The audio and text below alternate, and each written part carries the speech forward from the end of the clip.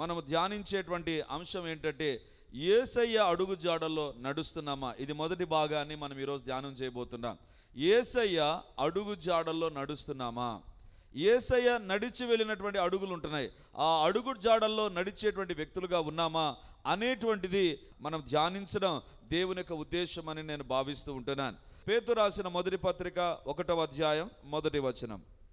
యేసుక్రీస్తు అపొస్తలుడైన పేతురు తండ్రి అయిన దేవుని భవిష్యత్ జ్ఞానమును బట్టి ఆత్మ వలన పరిశుద్ధత పొందిన వారై విధేయులగుటకును యేసుక్రీస్తు రక్తము వలన ప్రోక్షింపబడుటకును ఏర్పరచబడిన వారికి, అనగా పొంతు, గలతీయ, కప్పదొకియ, ఆసియా, బితునియా అను దేశముల యందు చెదరిన వారిలో చేరిన యాత్రికులకు శుభమని చెప్పు వ్రాయున్నది.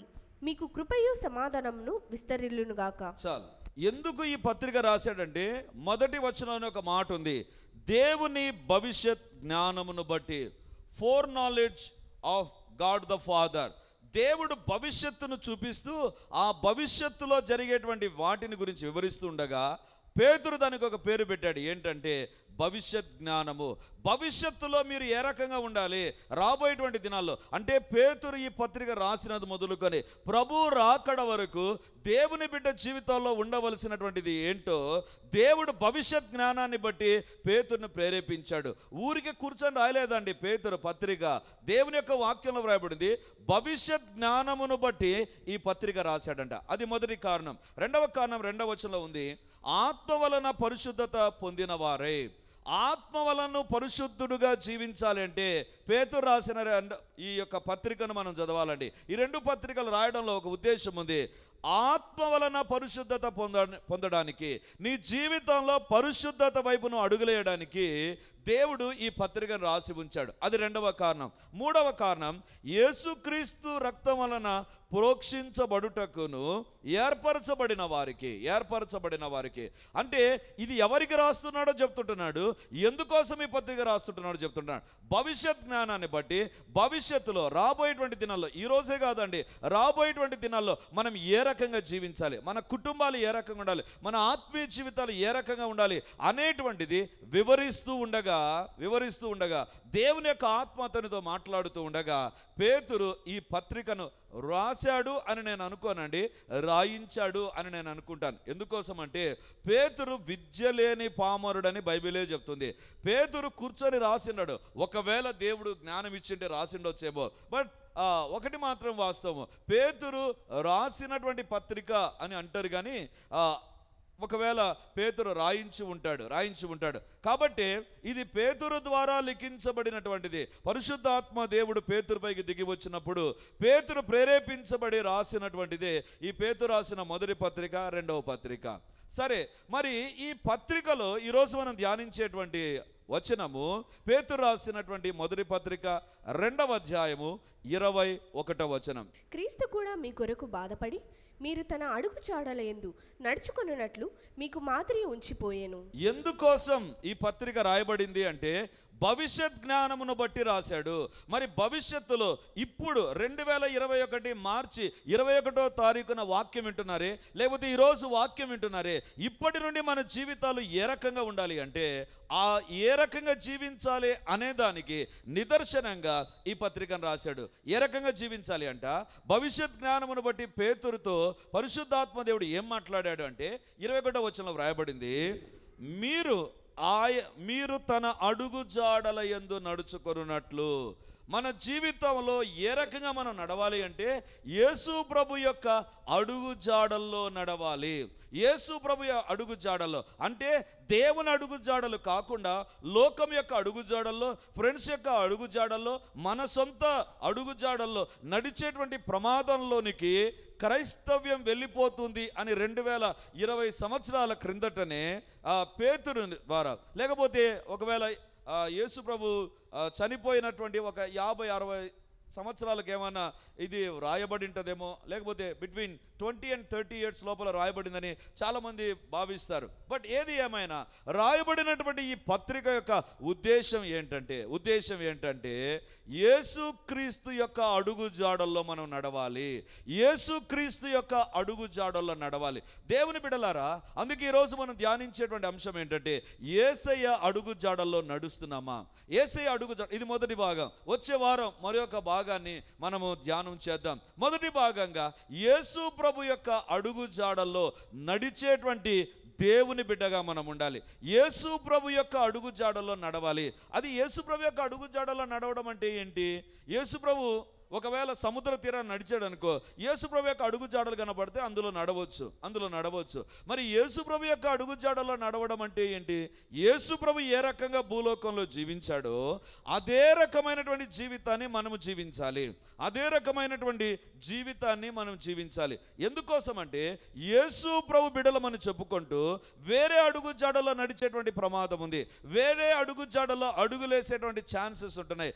వేరే అడుగు జాడల్లో మనము ముందుకెళ్ళేటువంటి ప్రమాదం అనేటువంటిది ఉంది. అందుకే పేతురు అంటున్నాడు, చెదిరిపోయినటువంటి వాళ్ళారా, ఆయా ప్రాంతాల్లో మీరుండగా ఆయా కల్చర్స్, ఆయా పద్ధతులు, ఆయా ఆలోచన విధానాలు, ఆయా రకాలైనటువంటి జీవిత పోరాటాల మధ్య మీరు వెళుతుండగా గుర్తుంచుకోండి, మీరు దేవుని యొక్క యేసు ప్రభు యొక్క అడుగు జాడలో నడవాలి. భవిష్యత్ జ్ఞానం ఏమని చెప్తుందంటే, పరిశుద్ధాత్మ ద్వారా దేవుడు పేతురును ప్రేరేపిస్తూ ఏమని చెప్తుంటున్నాడంటే, దేవుని బిడ్డలు దేవుని యొక్క అడుగు జాడల్లో నడవాలి. దేవుని యొక్క అడుగు జాడల్లో నడిచేటువంటి వారంగా ఉండాలి. మరి యేసు ప్రభు ఏ రకంగా జీవించాడు? అదే ఈరోజు మొదటి భాగాన్ని మనం ధ్యానం చేయబోతుంటున్నాం. మార్కు సువార్త 1వ అధ్యాయం 35వ వచనం. మార్కు సువార్త 1వ అధ్యాయం 35వ వచనం. ఆయన పెందలకడనే లేచి ఇంకనూ చాలా చీకటి ఉండగానే బయలుదేరి అరణ్య ప్రదేశంనకు వెళ్ళి అక్కడ ప్రార్థన చేయుచుండెను. యేసు ప్రభు ఏ రకంగా జీవించాడంట? బైబిల్లో వ్రాయబడింది. మార్కు సువార్త 1వ అధ్యాయంలోనే, ఫస్ట్ చాప్టర్లోనే మార్కు అనేటువంటి ఈ శిష్యుడు రాస్తుంటున్నాడు, యేసు ప్రభు ఏ రకంగా జీవించాడు. 1వ అధ్యాయం 35వ వచనంలో, ఆయన చాలాసేపు నిద్రపోయి రెస్ట్ తీసుకొని అందరు లేపినా లేయకుండా లేడు. బైబిల్లో వ్రాయబడింది, ఆయన పెందలకడ లేచి, అది ఎలాంటి పెందలకడ అంట, ఇంకా చాలా చీకటి ఉండగానే బయలుదేరి అరణ్య ప్రదేశంకు వెళ్ళి అక్కడ ప్రార్థన చేయుచుండెను. దేవుని బిడ్డలారా, యేసు ప్రభు నడిచినటువంటి అడుగు ఎలాంటిది అంటే, ఆ జాడ ఎలాంటిదంటే, పెందలకడనే లేచి ఇంకా చీకటిగా ఉండగానే ప్రార్థన చేసేటువంటి లక్షణం. ఇంకా చీకటిగా ఉండగానే పెందలకడనే లేచాడంట. ఆ పదం దగ్గర నేను ఆగిపోయానండి. పెందలకడ లేవడం ఏంటి? ఎందుకు ఆ పదాన్ని పరిశుద్ధాత్మదేవుడు మరి ముఖ్యంగా రాశాడు? పెందలకడనే లేచి అంటే, పెందలకడనే లేయకుండా ఉండడానికి 1,00,000 కారణాలు యేసు ప్రభు దగ్గర ఉన్నాయి. ఏ కారణాలు తెలుసా? ఆ పై వచనాలు చూడండి. 35వ వచనం చదువుకున్నాం, ఇప్పుడు 33, 34 చదువుదాం. 33, 34. పట్టణమంతయు ఆ ఇంటి వాకిట కూడి ఉండెను. ఆయన నానావిధ రోగముల చేత పీడింపబడిన అనేకులను స్వస్థపరిచి అనేకమైన దయ్యములను వెళ్ళగొట్టెను. అవి తన్ను ఎరిగి ఉండినందున ఆయన ఆ దయ్యములను మాటలాడనీయలేదు. 35వ వచనంలో పెందలకడ లేచాడు. పెందలకడ లేయడానికి ఒక అడ్డంకు ఏముంది తెలుసా? 33వ వచనం, పట్టణమంతయు యేసు ప్రభు ఏ ఇంటి దగ్గర ఉన్నాడో అక్కడ ఉన్నారంట అండి. యేసు ప్రభు ఉండేటువంటి ఇంటి దగ్గరికి పట్టణం మొత్తం వచ్చేసారంట. దేనికోసం? యేసు ప్రభు ద్వారా మేలు పొందాలి, అద్భుతాలు పొందాలి, దయ్యముల నుంచి విడిపింపబడాలి, మేలు పొందాలని కొంతమంది కాదు, 20-30 మంది కాదు, పట్టణం మొత్తం వచ్చేసారంట. అంటే పట్టణం మొత్తం వస్తే వాళ్ళు ఒక్కొక్కరి కొరకు ప్రార్థన చేసింటే అలసిపోయాడండి. కొంతమంది ఇక్కడ ప్రార్థన చేస్తేనే సాయంత్రం అవుతున్నగానే, ఉదయం 2 ఆరాధనలు, సాయంత్రం 1 ఆరాధన అవుతున్నగానే ఎక్కడ లేని అలసట వస్తుంది నాకు. కానీ యేసు ప్రభు పట్టణమంతా దేవుని దగ్గరికి వస్తే కడపంతా ఏమి రాలే, కొద్దిమందే మీరు వచ్చారు. మీలో కూడా మళ్ళీ కొద్దిమందే ప్రార్థనకు వస్తారు. అందరు రారు కదా, మంచోళ్ళు కాబట్టి మీరు రారు. కానీ యేసు ప్రభు దగ్గరికి మొత్తం అందరు వచ్చేసారంట, పట్టణం మొత్తం వచ్చారంట. వస్తే యేసు ప్రభు వారి ఒక్కొక్కరి కోసం ప్రార్థన చేశారంట. టైర్డ్ అయి ఉంటాడా లేడా చెప్పండి? ఖచ్చితంగా టైర్డ్ అయిపోయి ఉంటాడండి. అంటే ఇప్పుడు పెందలకడనే లేవకుండా ఉండడానికి తన శరీరం అంటది, ఇప్పుడు ఎట్లా లేస్తావు ప్రభా? ఇంతసేపు నువ్వు పరిచర్య కదా చేసేది, నువ్వేం నిద్రపోలేదు కదా, నువ్వు పరిచర్య చేసావు, నీ శరీరం అలసిపోయి ఉంటుంది. బట్ శరీరము యేసు ప్రభును వెనుకకు లాగుతూ ఉండగా, యేసు ప్రభును అడ్డుకుంటూ ఉండగా, యేసు ప్రభు యొక్క ప్రార్థనకు శరీరం అనేటువంటిది నిన్న రాత్రి జరిగినటువంటి సక్సెస్ఫుల్ మినిస్ట్రీ అడ్డుపడుతూ ఉండగా పెందల కడనే లేచాడు. అంటే దాని అర్థం ఏంటంటే శిష్యులు నిద్రపోతున్నారు. నిద్రపోయేటువంటి శిష్యులు ఉంటున్నారు, వాళ్ళని లేపలేదండి. ఎందుకంటే ప్రార్థన అనేటువంటిది బలవంతంగా ఎప్పుడు ఉండకూడదు, ఎప్పుడు ఉండకూడదు. నాకు అనిపించింది యేసుప్రభు దగ్గర నీళ్లు లేవా, దుప్పటి లేదా, నీళ్లు జల్లి దుప్పటితో కొట్టి బుద్ధుందా లేదా, లేయండి ఏం సొమరపోతులు అని ఏమన్నాడా? ఏమనలేదండి. యేసుప్రభు లేచి వెళ్ళిపోతుంటున్నాడు. ప్రార్థన అనేటువంటిది బలవంతం మీద ఎప్పుడు ఉండకూడదు, బలవంతం మీద ఉండకూడదు. ఎందుకంటే it is a conversation between you and your God. నీకు నీ దేవునికి మధ్య జరుగుతున్నటువంటి సంభాషణ అనేటువంటిది నువ్వు మాట్లాడు అని చెప్తే జరిగేది కాదు. నీ అంతటా నీవే మాట్లాడాలి, నీవంతటా నీవే మాట్లాడు. అందుకే శిష్యులు అలసిపోయి నిద్రపోతుండగా ప్రార్థన చేయలేదు. వాళ్ళు ప్రక్కనున్న శిష్యులు నిద్రపోతూ ఉండగా యేసుప్రభు పెందల కడనే లేచాడు. దేవుని బిడ్డలారా, ఈ దినాల్లో అవసరమైనటువంటిది ఏంటి తెలుసా?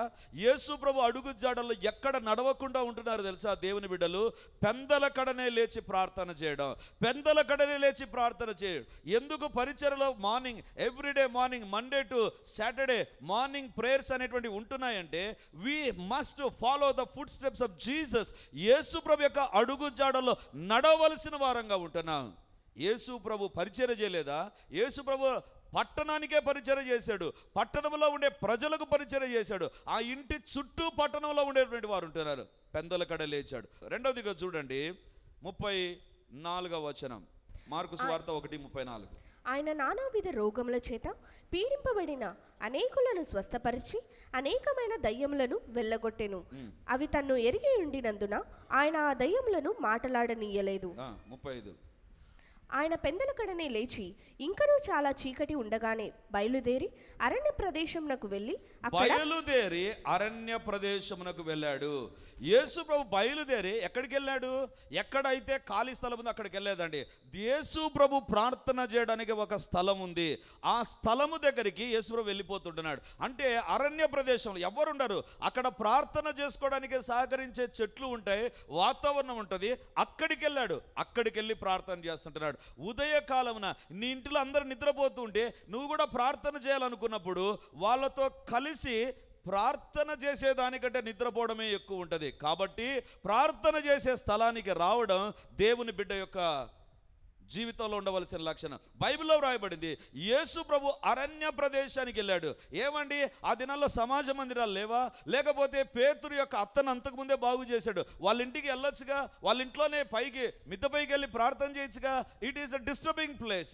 తాను ప్రార్థన చేయడానికి అనువైనటువంటి ఒక స్థలాన్ని ఉంచుకున్నాడు, ఆ స్థలంలోనికి వెళ్ళిపోయాడు. దేవుని బిడ్డలారా, ఈ సమయంలో దేవుడు మనతో మాట్లాడుతున్నాడు. నువ్వు ఉదయకాలాన ప్రార్థన చేయడానికి మొట్టమొదటి అడ్డంకి ఏంటంటే బలహీనమైన నీ శరీరం. నువ్వు రాత్రంతా కష్టపడి పని చేసి ఉంటావు, ఆ శరీరం అంటుంది అబ్బా నేను లేయలేరు. కానీ దాన్ని జయిస్తేనే ఉదయకాలమున దేవుని యొక్క అడుగు జాడలో నడిచేటువంటి వ్యక్తిగా నువ్వు ఉంటావు, అడుగు జాడలో నడిచేటువంటి వ్యక్తిగా ఉంటావు. యేసు ప్రభు దేవుడు కదా, ఆయనకు టైర్డ్నెస్ ఉండదు అనుకోవద్దండి. యేసు ప్రభు పక్కా మానవుడిగా జీవించాడు, పక్కా దాంట్లో ఇంకా తిరిగే లేదు. యేసు ప్రభు దేవుడు అయితే దేవునికి ఆకలి ఎందుకండి? యేసు ప్రభు అరణ్య ప్రదేశమునకు వెళ్ళి ప్రార్థన చేశాడు. There is a place to pray. ప్రార్థన చేయడానికి ఒక స్థలం అనేటువంటిది ఉంది. యేసుప్రభు అనుకోలేదు, ఉదయాన్నే రాత్రంతా అలసిపోయాను, మళ్ళీ ఇంత దూరం నడుచుకుంటూ వెళ్ళాలన్నా ప్రార్థనకు అనుకోలా. రెండవదిగా అడ్డంకు ఏంటి తెలుసా? ఒకటి మన శరీరం మనకు అడ్డంకు అయితే, రెండవదిగా ఉదయకాల ప్రార్థనకు ఏది అడ్డంకు తెలుసా? దూరం. ఇప్పుడు ఈ ఉదయకాలం లేచిపోవాలన్నా?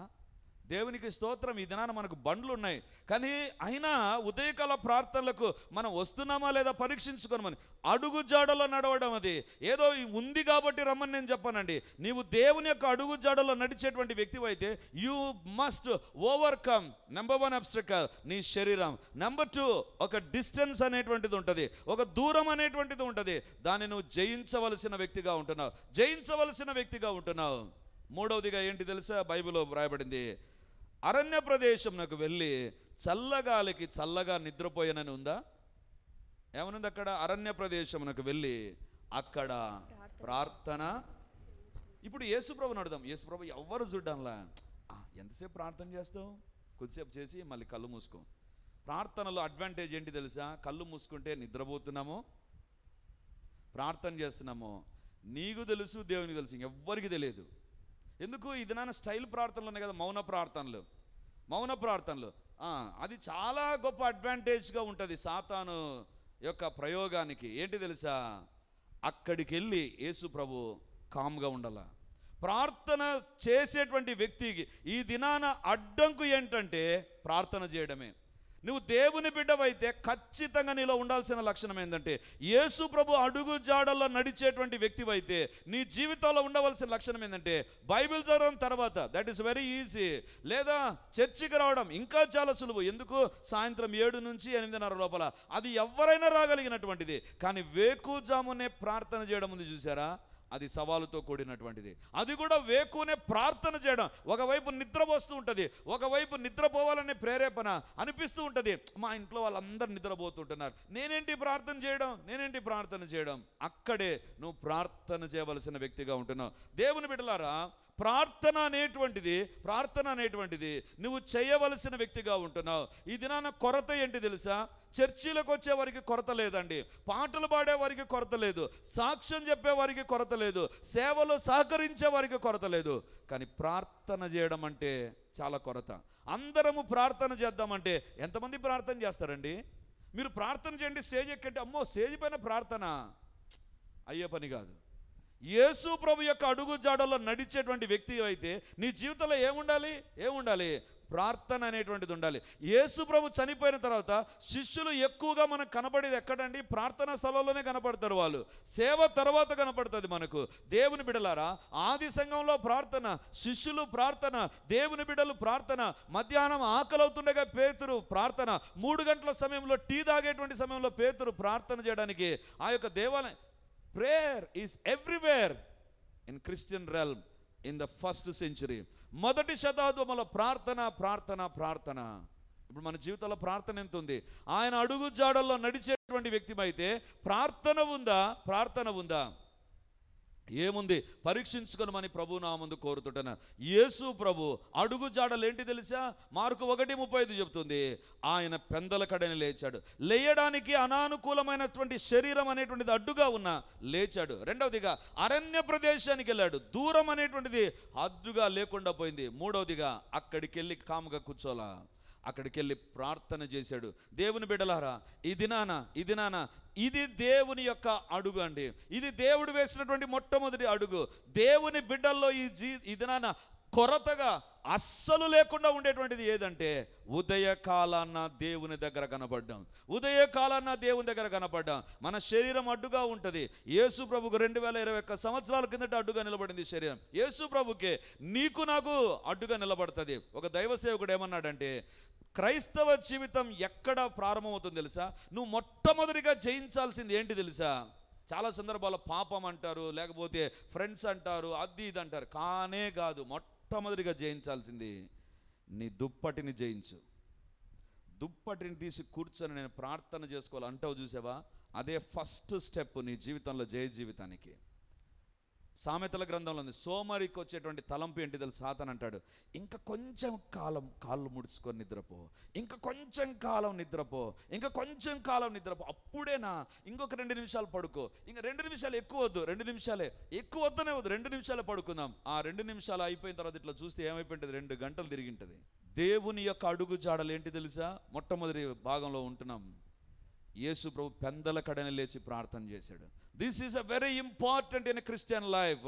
క్రైస్తవ జీవితంలో అబ్రహాము పెందల కడ లేచినటువంటి వ్యక్తి, యెహోషువ పెందల కడ లేచినటువంటి వ్యక్తి, ఏలియా పెందల కడ లేచినటువంటి వ్యక్తి, దావీదు పెందల కడ లేచినటువంటి వ్యక్తి, సొలొమోను పెందల కడ లేచినటువంటి వ్యక్తి, శిష్యులు పెందల కడ లేచినట్టు ఎన్నైనా పరిశుద్ధ గ్రంథంలో మనం చూడవచ్చు. బట్ క్రైస్తవ జీవితంలో ఈ దినాన కొరతగా ఉంటుంది. ఏది తెలుసా? పెందల కడనే. అందుకోసమే ఈ పెందల కడ ప్రార్థన అనుభవం, ఇంకా చీకటిగా ఉండగానే ప్రార్థన చేసే అనుభవం ఏ కారణాన్ని బట్టి మనకు దూరం అవుతుందో, శరీరాన్ని బట్ట, లేకపోతే ఒక డిస్టెన్స్ని బట్ట అసలు ప్రార్థన చేసుకోలేని పరిస్థితి. దేవుని బిడ్డలారా, రివైవల్ మీటింగ్ అంటే చాలామంది వస్తారండి. ఉపవాస ప్రార్థన అంటే ఎంతమంది వస్తారు? అది మనకు సంబంధించింది కాదులే, అవుట్ ఆఫ్ సిలబస్ అనుకుంటారు. నో, దేవుని బిడ్డగా నువ్వు దేవుని యొక్క బిడ్డవైతే నువ్వు నడవలసినటువంటి మొట్టమొదటి అడుగుజాడ ఏంటి తెలుసా? ఉదయకాలాన్ని ప్రభు దగ్గర ప్రార్థన. You may be having so many sickness in your life. నీ జీవితంలో బలహీనతలు ఉండవచ్చు, ఏజ్ని బట్టి ఉండవచ్చు, ఇంకొక దాన్ని బట్టి ఉండవచ్చు. But remember, if you are a child of God, you must have a early morning prayers. ఏ కారణాన్ని బట్టి లేకుండా ఉన్నాయో నీకు తెలుసు, ఏ కారణాన్ని బట్టి దూరం అయిపోయావో నీకు తెలుసు. కమ్ బ్యాక్, దేవుని దగ్గరికి తిరిగి రమ్మని కోరుతుంటున్నాడు.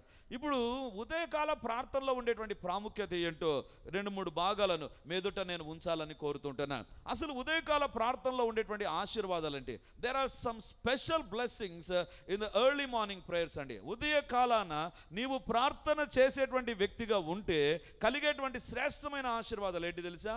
మార్కు సువార్త 1వ అధ్యాయం 35వ వచనం. ఆయన పెందలకడనే లేచి ఇంకనూ చాలా చీకటి ఉండగానే బయలుదేరి అరణ్య ప్రదేశంనకు వెళ్ళి అక్కడ ప్రార్థన చేయుచుండెను. దేవుని యొక్క వాక్యంలో ఆయన పెందలకడ లేచాడు. మరి ఇప్పుడు ఒక ప్రశ్న అడుగుదాం. యేసు ప్రభువా, ఆ దినాల్లో శాస్త్రులు ఉన్నారు, పరిసయ్యులు ఉన్నారు, సద్దూకయ్యులు ఉన్నారు, వీళ్ళంతా ఉన్నారు, శిష్యులు ఉన్నారు, తర్వాత ప్రజలు నేను వెంబడించేటువంటి ప్రజలు ఉన్నారు. వీళ్ళు ఎవరైనా ఉదయకాలం లేచారా? ఎవ్వరు లేదండి, ఎవ్వరు లేదు. ఒకవేళ ఎవరైనా లేచారేమో, ఐ డోంట్ నో.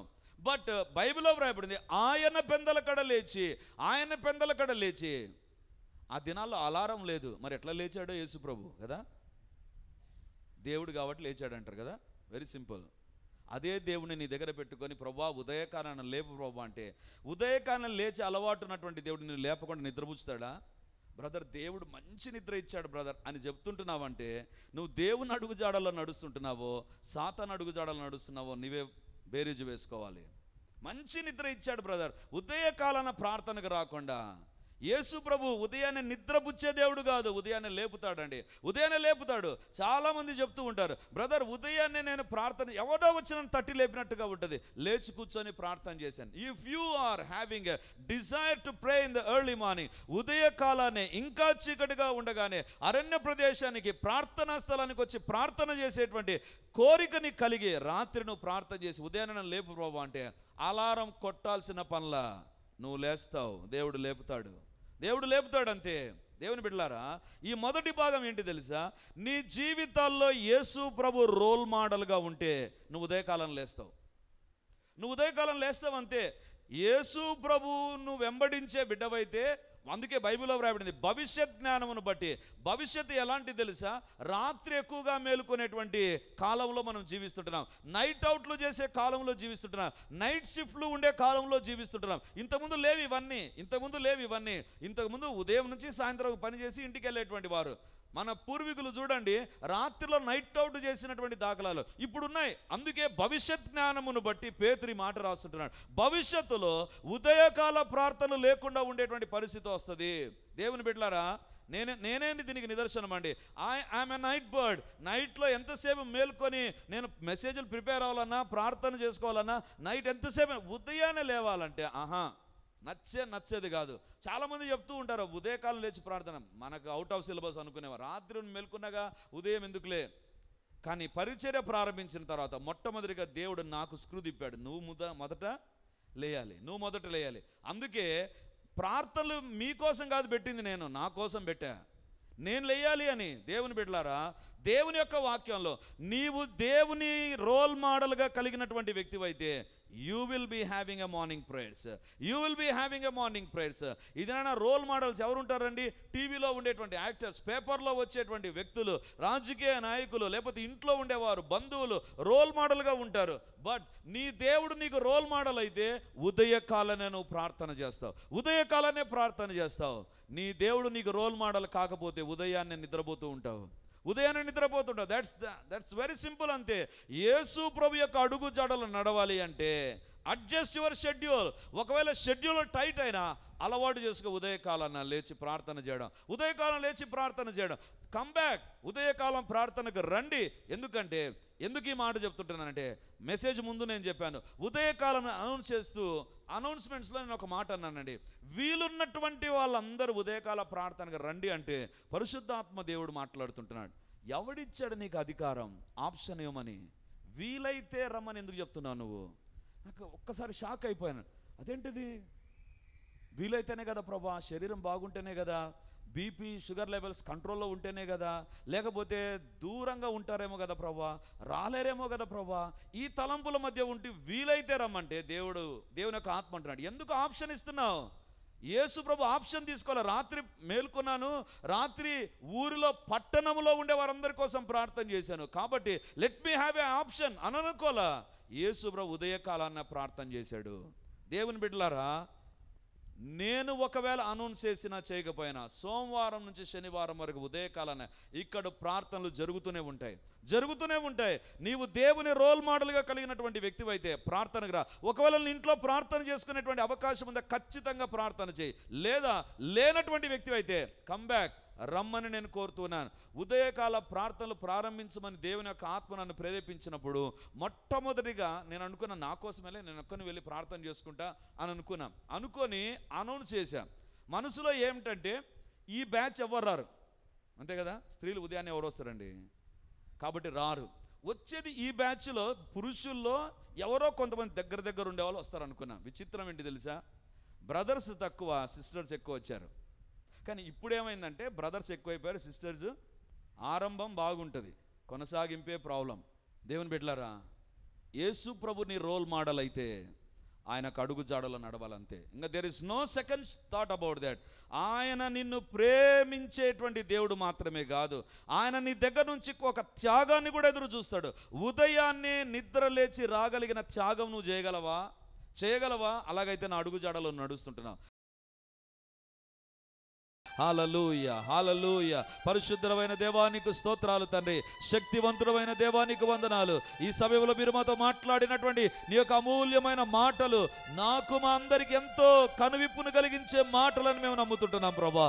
మా జీవితాల్లో ఉదయాన్నే ఇంకా చీకటిగా ఉండగానే పెందల కడనే లేచి ప్రార్థన చేసే అనుభవం మాకు కావాలి ప్రభా. కాబట్టి అడుగుతుంటున్నా, మా ఒక్కొక్కరికి ఉదయకాల ప్రార్థనలను నేర్పించండి ప్రభా. ఉదయాన్నే మేము లేచి ప్రార్థించుదుముగాక, ఉదయాన్నే నిద్రకు దూరమై ప్రార్థించుదుముగాక, శరీరము అడ్డగిస్తూ ఉండగా ప్రార్థన చేయదుముగాక, దూరము అడ్డగిస్తూ ఉండగా మేము ప్రార్థనకు వచ్చుదుముగాక, ప్రార్థన చేసే వారంగా మేము ఉందుముగాక, ప్రార్థన చేయించుకునే వారంగా కాదు నాయన, మాకై మేము దేవుని దగ్గర మొరపెట్టుదుముగాక. యేసయ్యా, నీవు ప్రార్థన చేసావు ప్రభా, మాకు నేర్పించండి. మాకు కావాలి ప్రభా ఈ ఉదయకాల ప్రార్థనలు నాయన. ఇందులో ఎన్నో ఆశీర్వాదాలు నాయన మేము తెలుసుకున్నాం ప్రభా. శత్రువులు ఓడిపోవాలని తండ్రి, శత్రువులు మా పైన జయముందకూడదని కోరిక ఉంది. అది ఉదయకాల ప్రార్థనలే. నీ బలము కనబడేది, పరలోక సంబంధులను మేము కలుసుకునేటువంటిది, దేవుని చిత్తానుసారమైన ఆలోచనలు మాకు వచ్చేది ఉదయకాల ప్రార్థనలు బట్టి మేము తెలుసుకున్నాం ప్రభా. ఇంత శ్రేష్టమైన సమయాన్ని మేము మిస్ చేసుకునేటువంటి వారంగా ఎవ్వరు కూడా ఇక్కడ ఉండేవారు ఉండకుందురుగాక. లైవ్ లో చూసేటువంటి వారు కూడా ఉదయాన్నే లేచి దేవుని దగ్గర మొరపెట్టుదురుగాక. ఈ కార్యక్రమాన్ని చూచే వారికి నా దేవుడు ఉదయకాల ప్రార్థన అనుభవాలు దయచేయునుగాక, స్థిరముగా ఉండునుగాక. దాన్ని ప్రతిరోజు మేము ఉదయాన్నే లేచి ప్రార్థన చేయదుముగాక. నాయనా, మీ కార్యాలు మీరు జరిగించండి, అంధకార శక్తులను మీరు బంధించండి దేవా. మాకు చేత కాదు కాబట్టి అడుగుతుంటున్నాం ప్రభా, మమ్మల్ని ఉదయాన్నే లేపండి ప్రభా. ఉదయాన్నే ప్రార్థించే వారముగా యేసు నామమందు రేపు ఉదయం నుంచే ఉందుముగాక. మహిమ, ఘనత, ప్రభావాలు ఎల్లప్పుడూ మీరు పొందుమని ప్రార్థన చేస్తూ యేసు క్రీస్తు మహిమ కలిగిన నామమందు ప్రార్థించి అడిగి పొంది ఉంటున్నాము తండ్రి. Amen, amen. Praise the Lord. విమోచన గడియ టీవీ కార్యక్రమాన్ని వీక్షిస్తున్న దేవుని బిడ్డలందరికీ ప్రభు పేరిట నా వందనాలు, శుభములు నేను తెలియజేస్తున్నాను. 2015 నవంబర్ 1న పరిచర్య ప్రారంభించాం. క్రిస్మస్ సీజన్లో చాలామంది నా దగ్గరకు వచ్చి చెప్పినటువంటి మాట, క్రొత్త క్యాలెండర్ మనము ప్రింట్ చేద్దామని. కానీ ఎందుకో దేవుడు నన్ను ప్రేరేపించలేదు. అప్పటి నుంచి దేవుని సన్నిధానంలో కనిపెడుతూ ఉన్నాను. ఈ సంవత్సరం దేవుడు ఇచ్చిన నడుపుదలను బట్టి ఒక అద్భుతమైన క్యాలెండర్, ఒక వినూత్నమైన డిజైన్స్తో, ఒక శ్రేష్టమైన విధానంలో మీ వద్దకు తీసుకొని వస్తున్నాం. 12 నెలలకు 12 అద్భుతమైన వాగ్దానాలు, చిత్రాలతో కూడినటువంటి క్యాలెండర్ రెడీమర్ పరిచర్య తరపున సిద్ధపరచబడి ఉంది. ఈ క్యాలెండర్ యొక్క ప్రత్యేకత ఏంటంటే, ప్రతిరోజు మీరు ఒక దేశం నిమిత్తం ప్రార్థించవచ్చు. ప్రతిరోజు బైబిల్ని చదివితే 366 రోజుల్లో, అంటే ఇది లీప్ సంవత్సరం కాబట్టి ఈ 66 రోజుల్లో బైబిల్ మీరు కంప్లీట్ చేయడానికి ఒక సిస్టమాటిక్ స్టడీ ప్లాన్ అనేటువంటిది కూడా ఇందులో మీకు లభిస్తుంది. దేవుని బిడ్డలారా, పరిచర్య ద్వారా ఎంతగానో దీవించబడుతూ ఉన్నారు. అన్ని విధానాల ద్వారా దేవుడు మహింపరచబడుతున్నాడు. ఈ యొక్క క్యాలెండర్ ద్వారా కూడా దేవుడు మీ గృహాలను మిమ్మల్ని దర్శించాలని ఆశపడుతున్నాడు.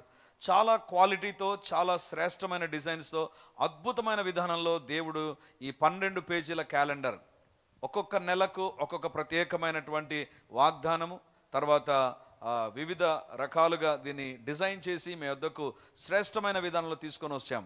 కాబట్టి దేవుని బిడ్డలారా, మీకు పోస్ట్ ద్వారా కావాల్సినట్లయితే 2 క్యాలెండర్స్ 150 రూపాయలు ప్లస్ పోస్టేజీ 20 రూపాయలు మీరు పంపించగలిగితే, కనబడుతున్నటువంటి ఫోన్పే నంబర్కు, గూగుల్ పే నంబర్కు మీరు పంపించగలిగితే మీ చిరునామాతో సహా పోస్టు ద్వారా మీకు మేము పంపించడానికి వీలుగా ఉంటుంది.